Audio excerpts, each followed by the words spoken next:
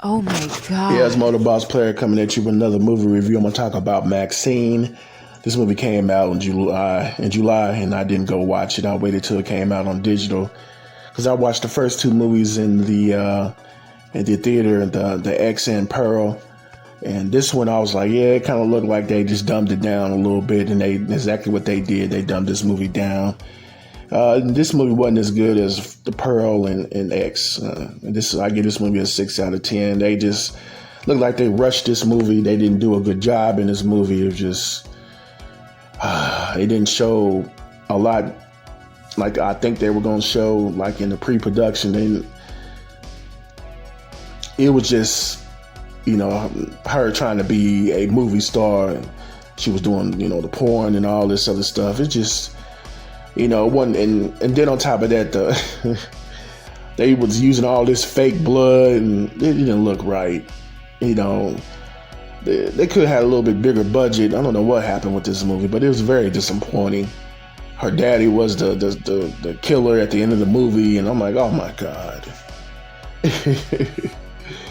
Okay, but the first movie did set up that that she had ran away from her father and all this other stuff. So it did set that up, but I'm like, come on now.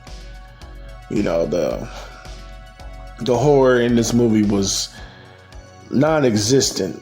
There was some horror aspect to the movie, but it was just like, it wasn't that much horror. And then it was a guy who tried to, she was walking down this alley and there was a fence, and this guy came, behind her with a knife, and she ended up pulling out a gun and make him strip and all this stuff. And then he was naked, and she stepped on the guy's testicles and busted the guy's testicles. That was the nastiest part of the movie. They could have did without that.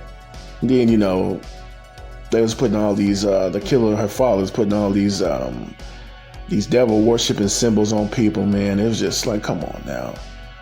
It's ridiculous. Then they even show the people, getting unalived and stuff like that. It was like, really? But the first two, y'all showed all that. But this one, y'all don't, like, come on now. What are y'all doing? Just stick to the same, premise that the first two movies did. This movie would have been a whole lot better.